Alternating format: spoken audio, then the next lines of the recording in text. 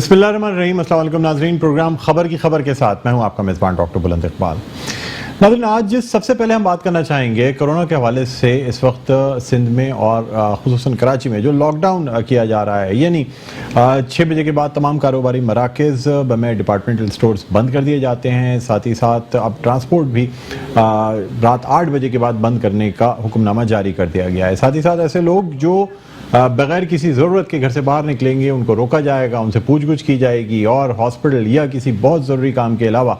या जो essential services या इमरजेंसी के लोग हैं उनके अलावा किसी को बाहर निकलने की इजाज़त नहीं होगी रात 8 बजे के बाद। नाज़रीन, आपको बताते चलें कि आज महाजिर कौमी मूवमेंट के चेयरमैन आफाक अहमद ने एक प्रेस कॉन्फ्रेंस की और उस प्रेस कॉन्फ्रेंस में उन्होंने सिंध हुकूमत को कड़ी तनकीद का निशाना बनाया। उनका कहना था कि लॉकडाउन सिर्फ उर्दू स्पीकिंग आबादी या कराची से ताल्लुक़ रखने वाले लोगों की आबादी के लिए किया जाता है। दूसरी तरफ उनका ये भी कहना था कि अगर बात की जाए तो यानी अगर शनवारी कढ़ाई खानी हो तो वो तो मिल जाती है लॉकडाउन में भी, लेकिन अगर दिल्ली की नहारी खानी हो तो वो नहीं मिलती। साथ ही साथ उनका ये भी कहना था कि इस वजह से कराची वालों का कारोबार तबाह होता जा रहा है, मईशत तबाह हो रही है और इस तासुब को ख़त्म होना चाहिए। बहरहाल नाज़रीन, जिस तरह से शरह बढ़ रही थी कोरोना की मुस्बत केसेस की, उसमें बहुत ज़रूरी था कि लॉकडाउन किया जाता, SOPs की पाबंदी कराई जाती, जो कि अब सिंध हुकूमत ने स्टेप्स लिए। और ये भी कहा जा रहा है कि अगर इन स्टेप्स से भी कोरोना की शरह जो है उसमें कमी ना आई तो फिर शायद मज़ीद सख्त फैसले जिस तरह के यानी कंप्लीट लॉकडाउन होता है वो भी लगाया जा सकता है। गुज़िश्ता रोज़ मुर्तज़ा वहाब जो कि तर्जुमान सिंध हुकूमत के, उन्होंने अपनी प्रेस कॉन्फ्रेंस में ये कहा कि लास्ट ईयर यानी पिछले साल जिस वक्त लॉकडाउन लगाया गया था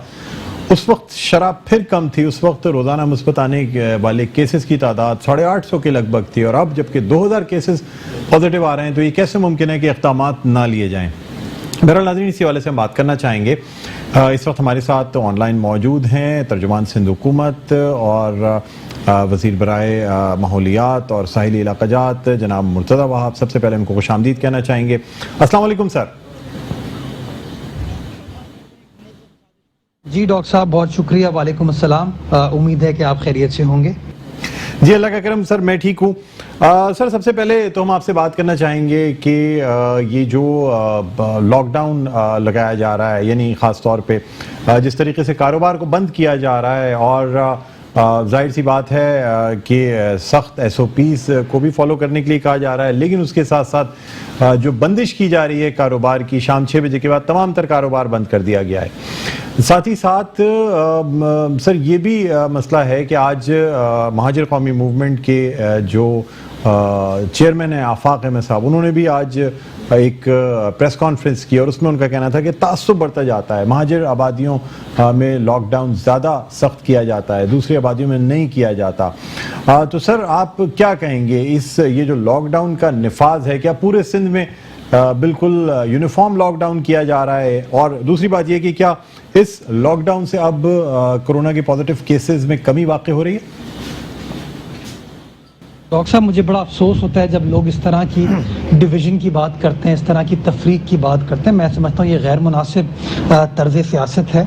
कोरोना वायरस ये देख कर नहीं आता कि कौन उर्दू बोलने वाला है, कौन सिंधी बोलने वाला है, कौन पंजाबी बोलने वाला है, कौन हिंदको बोलने वाला है, कौन बलोची बोलने वाला है,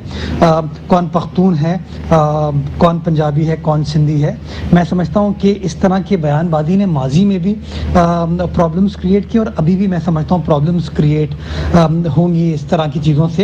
ये जो लॉकडाउन का फैसला है ये किसी एक शहर में, किसी एक ज़िले में नहीं लगाया गया, ये फ़ैसला सिंध भर में इसका इतलाक़ किया जा रहा है और जहाँ जहाँ सख्ती करने की ज़रूरत है वो सख्ती की जा रही है। बुनियादी तौर पर सियासी लीडरान जो हैं बजाय इसके कि तफरीक क्रिएट करें, लोगों के अंदर इंतशार क्रिएट करें, उनको अपने बयानात से एक आम आदमी को कन्विंस करने की ज़रूरत है कि अगर हमने फौरी तौर पर टाइमली फैसले नहीं किए तो सिचुएशन आउट ऑफ कंट्रोल हो सकती है, खुदा ना खास्ता। और अगर खुदा ना खास्ता आउट ऑफ कंट्रोल हुई तो हमारा जो हेल्थ केयर का निज़ाम है वो प्रेशर को बर्दाश्त नहीं कर पाएगा। मैं समझता हूँ हमें हिंदुस्तान से सबक हासिल करना चाहिए कि वहाँ पर किस तरह की एक ख़तरनाक सिचुएशन क्रिएट हुई, सारी दुनिया ने देखा। तो अल्लाह ना करे पाकिस्तान उस स्टेज से गुजरे। उस स्टेज को अवॉइड करने के लिए सिंध हुकूमत ने ये बर वक्त फैसले किए। अगले 12, 13, 14 روز جو ہیں ہمارے لیے مشکل ہیں. ہم تھوڑی سی قربانی دے دیں, تھوڑا سا سیکریفائس کر لیں, تو انشاءاللہ 14 روز کے بعد اگر سچویشن انڈر کنٹرول ہو جاتی ہے تو ہم چیزوں کو کھولنے کی طرف چلے جائیں گے. اور اس کے ساتھ ساتھ ہم شہریوں کو یہ کہہ رہے ہیں کہ آپ جائیے ویکسینیٹ کرائیے, تاکہ پرماننٹ لیول پر آپ اس وبا سے قابو پانے کے لیے اپنے آپ کو میڈیکلی سیکیور کر سکیں. بہتر یہ ہوتا کہ بجائے اس کے کہ لوگوں کو اس طرح کا انتشار کریٹ کیا جاتا, بہتر یہ ہوتا کہ لوگوں کو کنونس کیا جاتا اپنی حکومت کا ساتھ دیجئے, اپنی صحت کا ساتھ دیجئے, اپنا ساتھ دیجئے, اور حکومت کا جو انیشیٹو ہے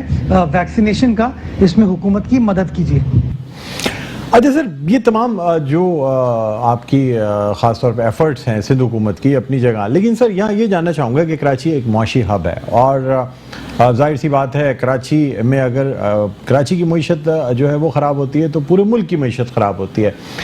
آپ کیا سمجھتے ہیں, کیا یہ بہتر نہیں تھا کہ اس لاک ڈاؤن یا یہ جو اوقات کار کی پابندی لگائی گئی ہے اور بزنس بند کرایا جا رہا ہے اور یہ تمام چیزیں کی جا رہی ہیں یا ٹریفک کو روکا جا رہا ہے, اس کے بجائے ایس او پیز پر سختی سے عمل درآمد کرایا جاتا؟ حکومت جو مشینری, جو فورس لاک ڈاؤن کے لیے لگا رہی ہے, اگر یہ فورس جو ہے یہ ایس او پیز پر عمل درآمد کرنے کے لیے, اس کے انفورسمنٹ کے لیے لگا دیتی, تو کاروبار بھی چلتا رہتا, لوگوں کی معمولات زندگی بھی جاری رہتی, لیکن ساتھ ساتھ سوشل ڈسٹینسنگ, ماسک کا پہننا, سینیٹائزر کا استعمال کرنا,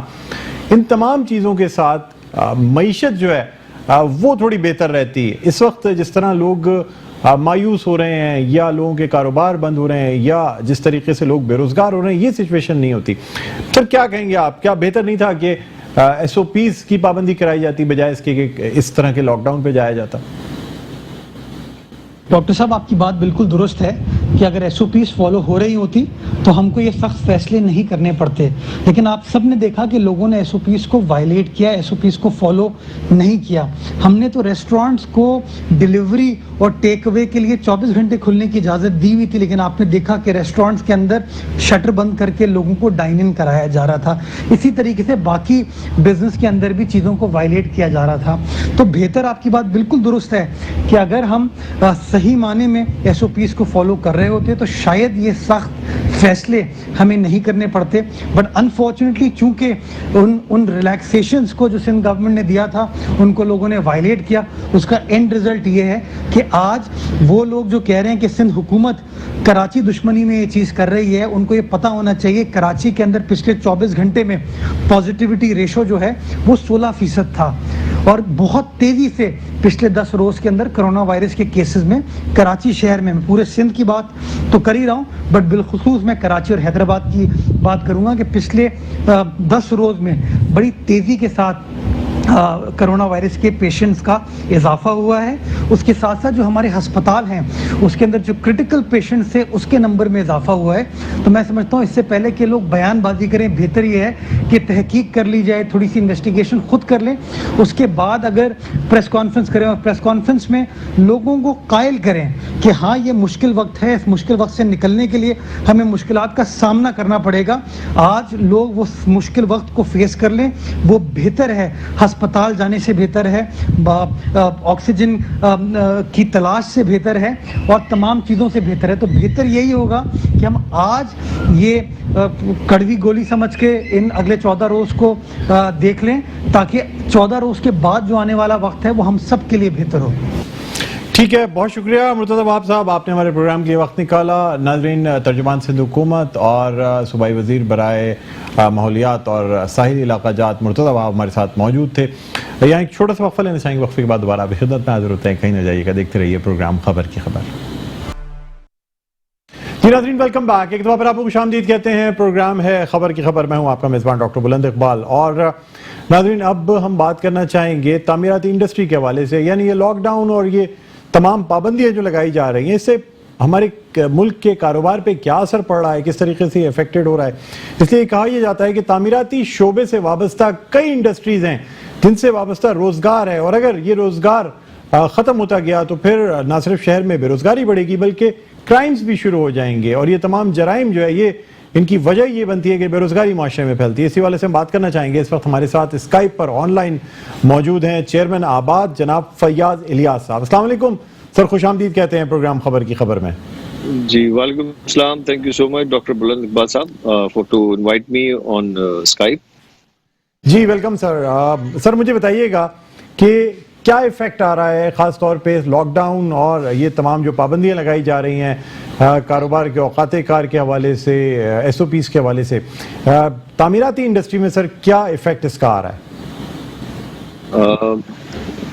बिस्मिल्लाहिर्रहमानिर्रहीम. सबसे पहले तो देखिए, मैं आपको कुछ पिछले साल की कुछ चीज़ें आपको मैं बताना चाहूँगा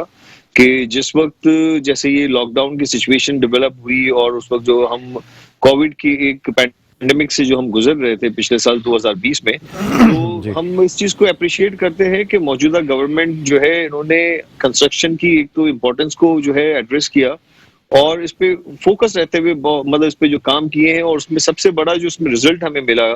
ड्यूरिंग द कोविड, जो पिछले साल 2020 में अप्रैल 2020 में जो कंस्ट्रक्शन पिछले 70 साल से इसको इंडस्ट्री का जो है हम दर्जा हम चाह रहे थे कि इसमें दर्जा मिलना चाहिए, और रीजन बीइंग कि ये एक वाहिद मदर इंडस्ट्री है कि जिससे मुंसलिक 72 इंडस्ट्रीज जो है वो उसका पहिया चलता है.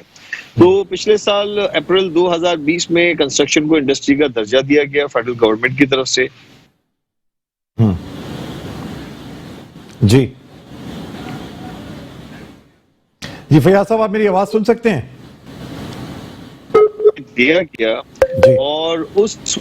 वक्त से जो है कंस्ट्रक्शन के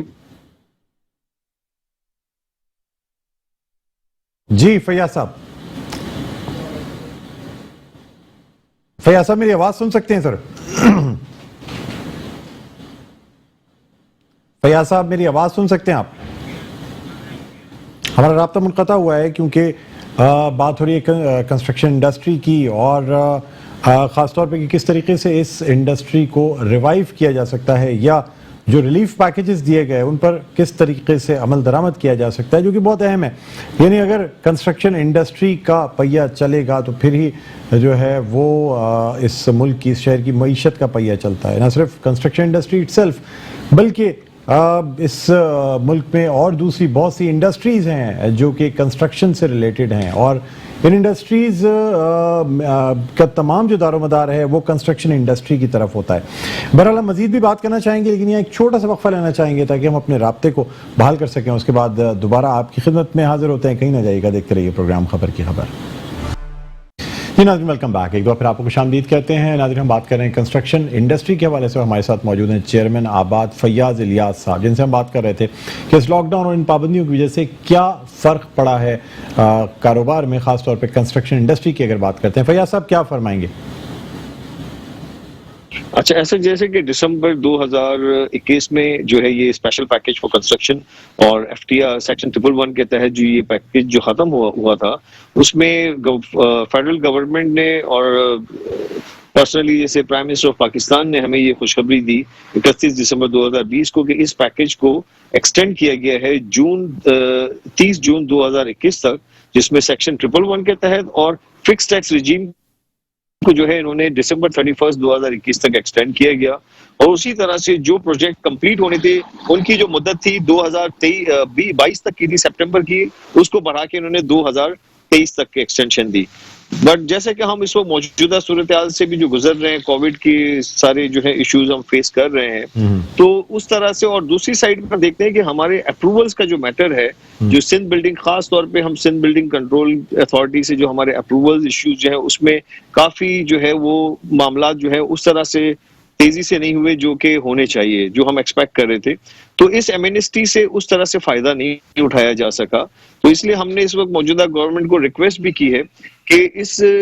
एक्सटेंशन को मजीद बढ़ाया जाए और 1 साल का इसमें जो है वो इजाफा किया जाए, ताकि जो लोग पूरे ना सिर्फ सिंध बल्कि इसके अलावा पूरे पाकिस्तान में जितने भी आबाद के मेंबर्स हैं, बिल्डर्स एंड डेवलपर्स हैं, वो भरपूर इस एमएनएसटी स्कीम से और एफटीआर से जो वो फायदा उठा सके और अपने खिदमात जो है वो पाकिस्तान की इकनॉमी में जो है वो पेश कर सकें. तो आपके तवज्जुह से हमारी प्राइम मिनिस्टर ऑफ पाकिस्तान से रिक्वेस्ट है कि इसको जरूर कंसिडर किया जाए. हमें इस चीज का भी अंदाजा है कि इसमें जैसे सिर्फ पाकिस्तान के हवाले से नहीं, इसमें एफएटीएफ के हवाले से या आईएमएफ की जो पॉलिसीज हैं उसके भी इश्यूज हैं. बट हम समझते हैं कि जब प्राइम मिनिस्टर लेवल पे ये चीजें मतलब कंसिडर की जाएंगी तो इसमें 1 साल का मजीद और इजाफा इसमें हो जाएगा. اور ہو سکتا ہے. مجھے بتائیے گا سر کہ جو ڈفرینٹ پرائسز ہیں، اسٹیل کی پرائس ہے، اس کے علاوہ جو سیمنٹ پرائسز ہیں، کیا فرق پڑا ہے اور سر کس طریقے سے ان کو کنٹرول کیا جائے گا تاکہ کنسٹرکشن انڈسٹری میں انفلیشن نہ آ سکے؟ دیکھیں اس وقت جو موجودہ صورتحال، خاص طور پہ ہم سریے کی بات کرتے ہیں تو پچھلے 8 مہینے میں تقریباً جو ہے یہ اس میں 35% کا جو ہے 45% کا جو ہے اس میں ڈفرنس آ چکا ہے اس کی پرائس میں، اور یہ تقریباً کوئی 40 سے 45 ہزار روپے بنتے ہیں جو سریا ہم اگر 1,01,000 یا 2,000 میں ہم پرچیز کرتے تھے جو پچھلے 8 مہینے پہلے، تو آج اس اسٹیل کی پرائس جو ہے وہ 1,42,500 اور 1,43,500 کر دی گئی ہے. ہم اس چیز کو یہ دیکھتے ہیں کہ اگر اس وقت موجودہ آن گوئنگ کنسٹرکشن ہم کر رہے ہیں یا آنے والے وقتوں میں جو کنسٹرکشن ہونی ہے، اور خاص طور پر لو کاسٹ ہاؤسنگ کے حساب سے دیکھتے ہیں تو سریے کی قیمت میں جو یہ بے جا جو اضافہ ہو چکا ہے. ہاں، انٹرنیشنل مارکیٹ میں جو آئرن اسکریپ جو ہے، آئرن اور کی قیمتوں میں اضافہ ہوا ہے، لیکن ماضی میں اگر یہ قیمتیں کم ہوئی تھیں اور لوکل مارکیٹ کو سپورٹ کرنے کے لیے ہماری گورنمنٹ آف پاکستان نے جو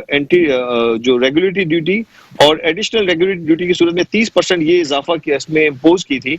اور ساتھ میں اینٹی ڈمپنگ جو ہے وہ انہوں نے امپوز کیا تھا کہ یہ لوکل ہماری جو پروڈکشن ہے یا ہماری ریٹیلنگ ملز ہیں ان کو سپورٹ ہو سکے. جب یہ انٹرنیشنل مارکیٹ میں پرائسز $220 اور $240 کی ہو گئی تھی، بٹ جب یہ دوبارہ پرائسز آج $400 اور $420 پر ٹن ہے یہ را مٹیریل، تو اس صورت میں ہم نے یہ اس چیز کے لیے فیڈرل گورنمنٹ سے یہ کہا تھا، فیڈرل بورڈ آف ریونیو سے بھی، کہ اب یہ جو ایڈیشنل ریگولیٹری اور جو ریگولیٹری ڈیوٹیز ہیں یہ ان کو آپ کا خاتمہ ہونا چاہیے، تاکہ اس وقت جو یہ پرائسز بڑھ رہے ہیں ان پرائسز کو کنٹرول کیا جا سکے. ادروائز ہم سمجھتے ہیں کہ یہ کنسٹرکشن کو کنٹینیو کرنا ناگزیر ہوگا، اور ہم اس میں اس طرح سے پروجیکٹ مکمل کرنا بھی ہمارے لیے بڑا مشکلات کا باعث بنے گا. خاص طور پہ جو لو کاسٹ ہاؤسنگ کی ہم بات کرتے ہیں نیا پاکستان ہاؤسنگ اسکیم کے تحت، تو اس میں تو مکان کی قیمت جو گھر بنا کے دینا ہے وہ 30 لاکھ کا گھر بنا کے ہمیں اس میں دینا ہے، جس میں سے 10% جو ہے گورنمنٹ آف پاکستان سبسڈائز کر رہی ہے، 10% جو ہے وہ اس بائر نے جس نے گھر لینا اس نے دینا، اور 80% بینکنگ کی جو بینک لونز فیسلٹیز اس میں اویلیبل ہیں. اب آپ مجھے بتائیں 30 لاکھ کے گھر کو بنانے کے لیے اگر آج جو ہے یہ سریے کی قیمت آج 45% اگر اس پچھلی مارکیٹ سے اگر ریٹ سے بڑھ گئی ہے، تو یہ تو بالکل میں سمجھتا ہوں کہ اس تھریٹ ہماری آنے والے وقت میں یا آن گوئنگ کنسٹرکشن کے لیے یہ تھریٹ ہے بہت بڑا ہمارے لیے کہ ہم اس میں کام کرنا بہت مشکل ہو جائے گا ہمیں. یہ فیاض صاحب، میرا پاکستان میرا گھر اسکیم یا پرائم منسٹر ہاؤسنگ اسکیم جو ہے اس کے تحت کراچی میں، سندھ میں خاطر خواہ کام نہیں نظر آتا، یعنی اس کے بنسبت اگر آپ پنجاب میں دیکھیں تو کافی کام ہو رہا ہے. کیا وجہ ہے سر؟ کیا صوبائی حکومت کا چونکہ تعلق پاکستان تحریک انصاف سے نہیں ہے، یا یہ وفاق کی اسکیم ہے، اس کی وجہ سے یہ تمام ہرڈلز ہیں؟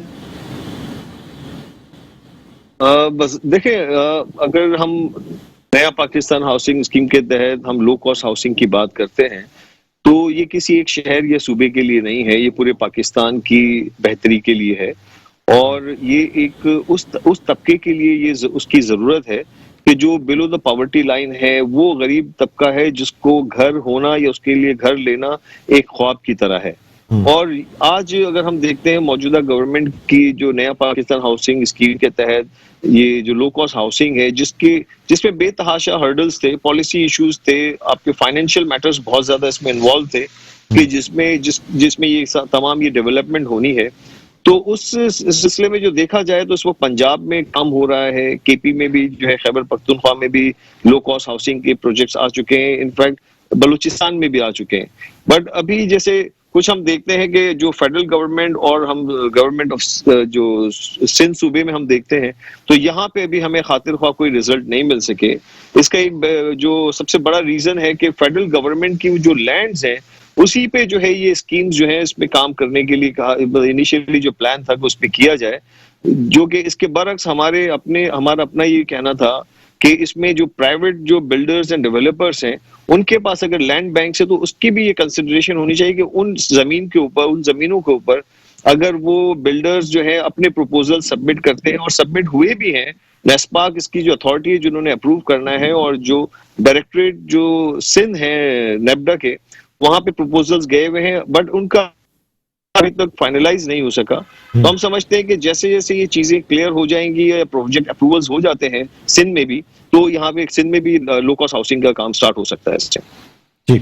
अच्छा सर, मुझे ये भी आपसे मैं जानना चाहूँगा कि यानी जिस तरीके से ये स्कीम लॉन्च की गई और उसके बाद ये भी कहा गया कि जिसकी रजिस्ट्रेशन आप कह रहे हैं कि मज़ीद हो सकता है कि 1 साल बढ़ भी जाए, आम लोग इससे किस तरह से फ़ायदा उठा सकते हैं सर? जो कॉस्ट है वो इस वक्त अपार्टमेंट्स की इतनी ज़्यादा है, इवन घरों की, अपार्टमेंट्स की, कि सवाए इसके कि कहीं बहुत ही दूर दराज के इलाकों में जाके कहीं कोई घर लिया जाए तब ये पॉसिबल हो सकता है। सर आप लोग इसमें क्या किरदार अदा कर रहे हैं कि जो मुतवस्सित तबके से ताल्लुक़ रखने वाले लोग हैं या लो इनकम सेक्शन वाले लोग हैं उनको भी अपनी छत नसीब हो सके, कम से कम शहर में नसीब हो जाए? देखिए डॉक्टर साहब, इस वक्त जो मौजूदा सूरत हाल है उसमें अगर हम अर्बन एरियाज की हम बात करें तो अर्बन एरियाज में तो हमें ऐसा कोई एरिया स्पेस नजर नहीं है अवेलेबल जहां पे हम हॉरिजॉन्टल डेवलपमेंट की बात करें। दुनिया भर में जहां पे आप देखेंगे जो डाउनटाउन के एरियाज हैं या जहां मेट्रोपॉलिटन जो सिटीज हैं उसमें जो एक्सट्रीमली जो अर्बन एरियाज जो है शहर के एरिया, वहां पे जो है हाई राइज जो है स्काई स्क्रैपर्स जो है या हाई डेंसिटी जोन डेवलप किए जाते हैं और वहां पे ये बिल्डिंग्स बनाई जाती हैं।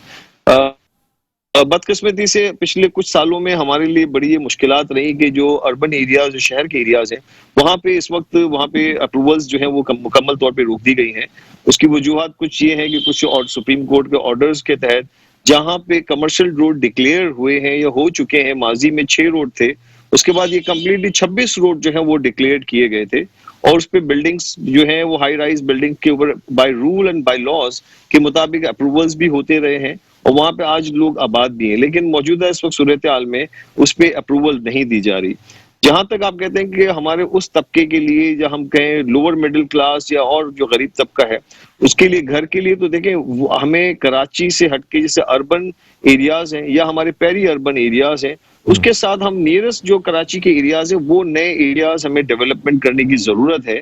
जहां पे गवर्नमेंट ऑफ सिंध जो है वो उस पे जो कि इंफ्रास्ट्रक्चर वो मुहैया करे। और हम समझते हैं कि प्राइवेट पब्लिक पार्टनरशिप में जो है ये प्रोजेक्ट्स किए जाएं जिसमें तकरीबन कोई 40,000 या 50,000 एकड़ के ऊपर ये नए मिनी कराची की सूरत में ये स्कीम्स डेवलप की जाएं, जिसमें तमाम तर जिम्मेदारी हमारी गवर्नमेंट ऑफ सिंध की हो, जो कि वहाँ पे इंफ्रास्ट्रक्चर है या रोड नेटवर्क, यूटिलिटीज, वो तमाम जिम्मेदारी उनकी है। और इसमें किसी किस्म की अलॉटमेंट का नहीं होना चाहिए, इसमें होना चाहिए थ्रू ऑक्शन के थ्रू ये जमीनें दी जाएं। खास तौर पे वो आबाद के मेंबरान जो बिल्डर्स एंड डेवलपर्स पूरे पाकिस्तान में जो अपनी कंस्ट्रक्शन में या डेवलपमेंट में अपनी जो है खिदमात पेश करते रहे हैं उनको ऑन बोर्ड लिया जाए और उनकी जो है उनको ये जमीनें उनको ऑफर की जाए कि वहां पे वहां पे हाई राइज बिल्डिंग्स का भी प्रोविजन होना चाहिए और आपके हॉरिजॉन्टल डेवलपमेंट्स भी होनी चाहिए। लेकिन इसकी अश्योरेंस हमें देनी चाहिए, हमें इसकी अश्योरेंस चाहिए होगी गवर्नमेंट ऑफ सिंध से कि जितना भी यूटिलिटीज, रोड नेटवर्क है या वहां पे इंफ्रास्ट्रक्चर की जो रिक्वायरमेंट है वो उन्होंने प्रोवाइड, वो उनकी जिम्मेदारी हो गवर्नमेंट ऑफ सिंध की, और वो जो जिसके लिए इसके लिए फाइनेंशियल जो इश्यूज हैं वो जो जमीनें ऑक्शंस हो या बिल्डर्स एंड डेवलपर्स उस पे पेमेंट करें, उन पैसों को वहां पे यूटिलाइज किया जाना चाहिए। तो मैं समझता हूँ इस वक्त बड़ा ये जरूरी हो चुका है कराची शहर के लिए कि जहां पे ये इस किस्म की स्कीम्स जो है गवर्नमेंट लेवल पे और पब्लिक प्राइवेट पार्टनरशिप्स में होनी चाहिए। अलावा इसके वो जो एरियाज जैसे हम सुपर हाईवे M9 या नेशनल हाईवे की हम बात करें या नॉर्दर्न बाईपास के एरियाज की बात करें जहां बेतहाशा हाउसिंग स्कीम्स आज लॉन्च हुई भी हैं, लेकिन वहां पे आउटर डेवलपमेंट चार्जेस जो है वो भी पेमेंट्स होती रही हैं, लेकिन वहां पे आउटर डेवलपमेंट ना होने की वजह से, इंफ्रास्ट्रक्चर ना अवेलेबल होने की वजह से हमारे डेवलपर्स जो हैं वो काम करने से कासिर हैं और उसका सबसे बड़ा लॉस या नुकसान जो है हमारी पब्लिक, जो जनरल पब्लिक है, जो वहाँ इन्वेस्टर्स है, उनको उठाना पड़ रहा है। तो वो उस तरफ भी तवज्जो देने की जरूरत है कि वहाँ इंफ्रास्ट्रक्चर डेवलप होना चाहिए ताकि लोग, आबादी जो है उस तरफ डाइवर्ट हो। ठीक है फैयाज साहब, बहुत बहुत शुक्रिया, आपने प्रोग्राम के वक्त निकाला। सर अभी बहुत सारी और बातें थी, खास तौर पे अगर हम SBCA کے حوالے سے بات کرتے ہیں. یہ جو اپروولز ہیں یا سندھ حکومت کا کیا رول ہے, لیکن سر وقت کی کمی ہے, پروگرام کا وقت اختتام پر پہنچتا ہے. آپ کو ہم شکریہ کہنا چاہیں گے, بہت بہت شکریہ, آپ نے پروگرام کے لیے وقت نکالا, لیکن دوبارہ آپ کو زحمت دیں گے تاکہ ان تمام موضوعات پہ بات کر سکیں, خاص طور پہ جو اپروولز ہیں اس میں جو ڈیلے آتا ہے یا کیا کیا پرابلمز جو آپ لوگ فیس کر رہے ہیں. بہرحال ناظرین, پروگرام کا وقت اپنے اختتام پر پہنچتا ہے اور امید کرتے ہیں کہ ہماری جو یہ تعمیراتی انڈسٹری ہے اسے کام کرنے کا موقع مل سکے, اسے سانس مل سکے, تاکہ اگر تعمیراتی انڈسٹری فلرش ہوگی, یہ ترقی کرے گی, تو پھر اس سے ریلیٹڈ اور دوسری جتنی ادارے ہیں جو انڈسٹریز ہیں ان کو بھی ڈیولپ ہونے کا موقع ملے گا. اسی کے ساتھ مجھے بلند اقبال کو اجازت دیجیے, اپنا بہت خیال رکھیے گا, اللہ حافظ.